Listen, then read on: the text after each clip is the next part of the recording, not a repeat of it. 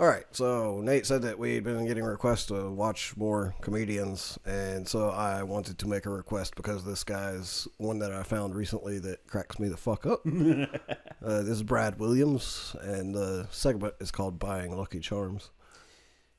If you're not laughing right now, you'll understand why that subtext to his name is so funny. So, I've seen Brad Williams a little bit. I've always found him to be quite the quite the funny person. He's got a way of telling jokes that's just like, oh man, I wish I could be that funny. And then I look in the mirror and I realize, oh god, this is my life. I'm never going to amount to anything. I was like, see, sometimes like it really annoys me when people yell when they're telling jokes, but sometimes people do it and it's fucking awesome. And like Brad kind of yells at you when he tells jokes a lot. But it's fucking hilarious for some reason. Yeah, I understand what you mean. There was one comedian that everyone says is one of the greatest of all time, but some sets of his, I can barely make it through the first 5 minutes. Sam Kinison? I remember his name, but I can't remember exactly what he looks like or what his jokes are. Well, he's short, a little rounded, a little chubby. Always wore a brown overcoat and a black hat. And he would always come out and just be like, oh! That comedian. Sounds familiar. Well, he was a entertaining comedian. Hell of a musician, dude. You should have heard him play lead guitar one time. He hosted Saturday Night Live, and G.E. Smith, who was the band leader at the time, brought out a guitar, put it over his shoulder, and him and G.E. Smith jammed for like an extra 3 minutes on the SNL intro, and Sam was killing it the whole time, just killing it. And I think SNL is where I've actually heard his name from. Now that I think about it, yeah, he was on SNL for some time, and he's where we had all the SNL DVDs at FYE. Like I saw like a lot of people that were like big names in Saturday Night Live. And another movie. Have you ever seen Back to School with Rodney Dangerfield? No, I haven't seen that one actually. Damn. Okay, because he had a hilarious part in that. He plays a history teacher who was obsessed with just like, tell me why we didn't nuke him out of Korea. Tell me why did we nuke him out of Korea? And then all of a sudden he's just like, because Truman was too big of a pussy to actually go in and do it. You pass, Mellon. You pass. Fair enough. And then he walks away, and then Rodney Dangerfield, who plays the lead, he's just like, oh, swear, nah, and I thought I was angry. Yeah, it was good stuff. But anyway, we got Brad Williams here. Let's start it up. Just for laughs. I know. Let's be honest with ourselves for 1 second. Shit just got interesting. Now it's a party. Now we're in Montreal, and now we're here when there's actually good weather. I've been here in the winter. Y'all can fuck off. I don't like your winter. I do not like it. I'm from Southern California. I am not used to it. You guys get snow. I don't like it. I was in Edmonton over the winter where they got a storm. When I say a storm, I mean 1.5 feet of snow in a day. One day, 1.5 feet of snow. One day, and I'm on stage talking about it like this sucks, and everyone's in the audience is like, it's Edmonton, that's what fucking happens here, dearie. And I hated it, and no one got it. They're like, it's no big deal, it's just 1.5 feet of snow. I am 4 feet fucking tall, okay? I love the vein popping out the side of his head. Yeah. It's a little different for me. Maybe you guys go out in 1.5 feet of snow, you trip, you fall, your knee gets wet. It's winter time. If I trip and fall in 1.5 feet of snow, I die. You understand how that works? To one of those sporting goods stores, I bought one of those soccer flags. I just duct taped that shit to my back and just started walking around. People were making fun of me. Brad, you look like a loser. Don't care. I'm gonna live. But I get it, though.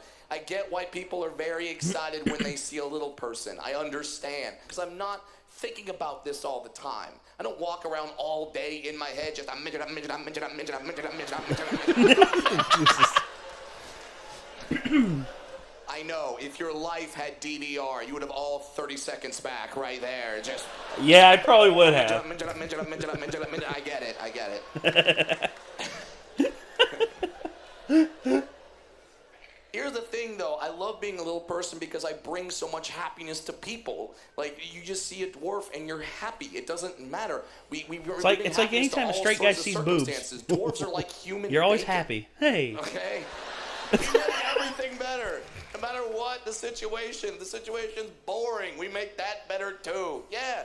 Boring things. Grocery shopping. Nothing entertaining about grocery shopping. You guys do it. I do it. There's nothing fun about grocery shopping. But I buy 1 box of Lucky Charms. Holy shit! You're not laughing. You're not picturing this in your head right now. Could you imagine being in a grocery store, you look down an aisle, and I'm just walking down with my box of Lucky Charms. If you saw that, you'd be like, fuck it, I'm buying a lottery ticket. This is the greatest day of my life.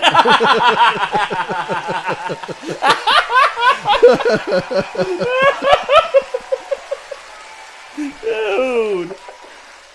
With all the joy I bring to people's lives, it's amazing to me that certain fears and misunderstandings still exist. And I say that fears because there is that specific fear. It's something called achondrophobia. It's a fear of little people, okay? It exists. It's out there. Trust me, I've seen it, which is mind-boggling to me because, like, how the fuck could you be afraid of me? It's not like this shit is contagious, okay? I can't walk up to you, scratch your knee, and you go, I'm melting. Like, that doesn't happen.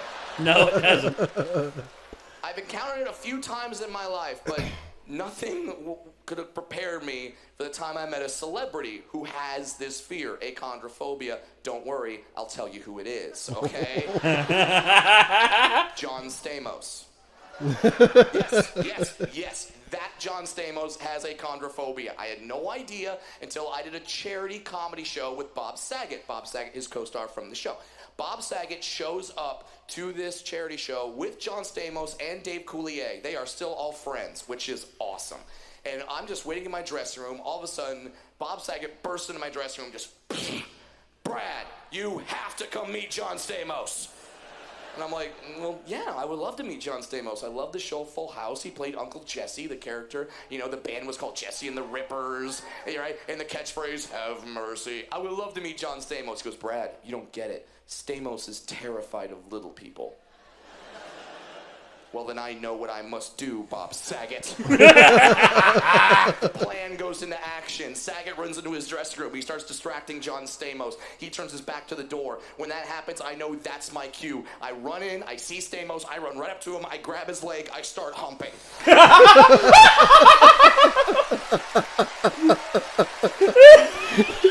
John Stamos looks down, sees me, I'm not gonna lie, John Stamos screams like a bitch. Okay? He does, he looked at, he starts freaking out, he starts kicking his leg like this. He starts kicking his leg like this, trying to make me fly off like I'm a horny cocker spaniel or some shit.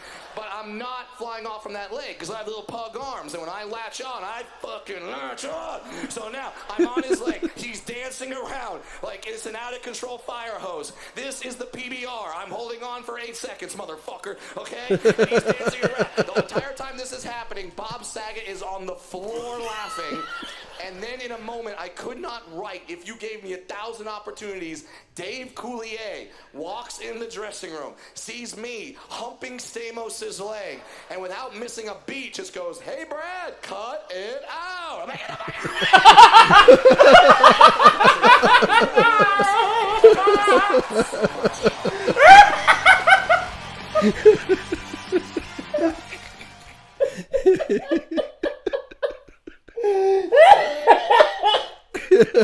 Hey, Brad, cut it out. Oh my god. I figured you'd like that. You don't understand. My sister loves Full House, so I had to watch it all the time with her.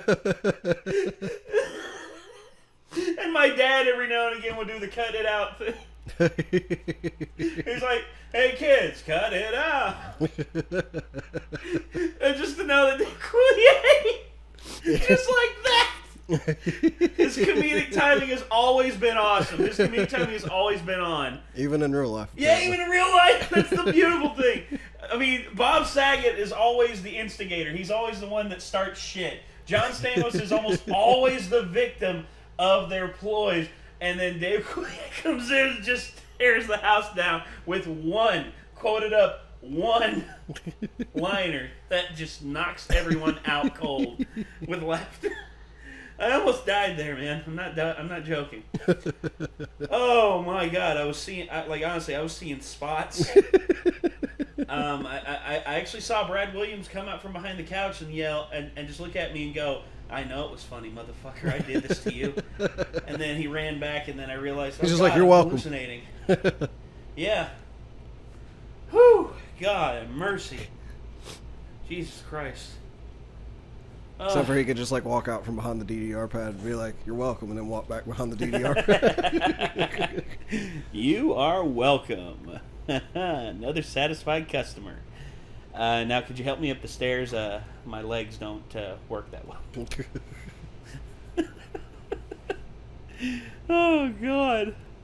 Apparently he's dating, or at least he was during one of his recent comedy specials. I'm assuming he still is, but I haven't heard for sure. But a full-size lady, and she's a Asian MMA fighter. He said he's terrified of her, but she's awesome at the same time. But he said the funny thing. Is her name Michelle Watterson? Does she have a Wisconsin accent?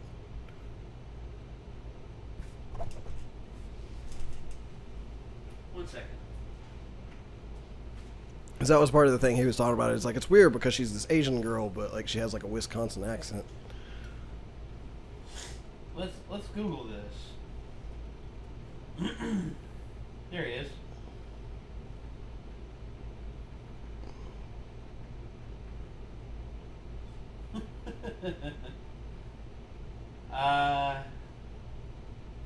See.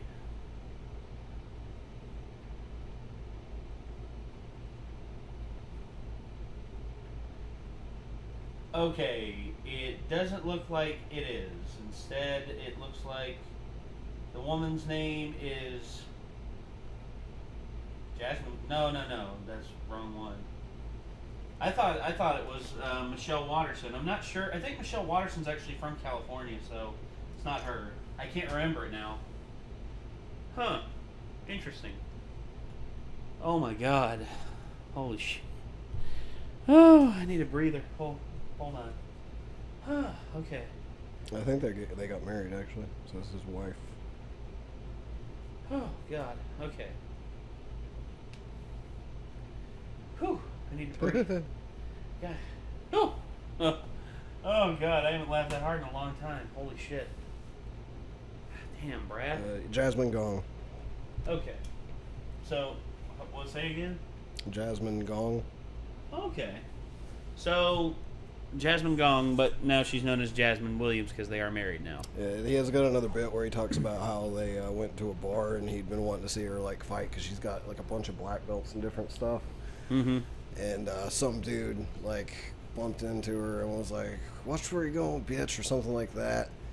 And he was like, "Yes, it's gonna happen finally." Like, yes. And she was like, "What did you say to me?" And he said, "I said, watch where you're going, bitch." And she goes, "My boyfriend's gonna kick your ass." And he's like, "No, it's not how this works."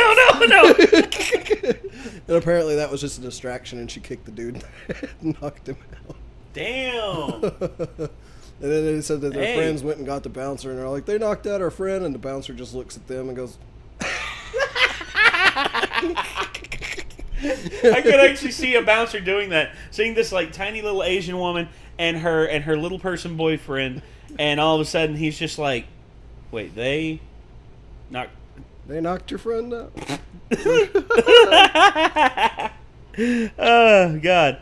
Actually, hey bartender, drink a drink on the house for both of them. Pretty much. And they're like, "What about our friend?" It's like when he wakes up, just tell him someone hit him with a 2x4. Yeah, that's what I'd say. Someone came by and hit with a 2x4, man. It was a big, tall dude. When he wakes up, just tell him he tripped and hit his head on the bar stool. There you go. That's even better. God, dude. Holy shit. Oh. Like, it'll be less embarrassing for him, I promise. Oh, yeah, much less embarrassing. Got kicked in the head by a tiny little Asian woman, and meanwhile, her midget boyfriend was just, like, looking at her, just, like, watching the entire Yeah.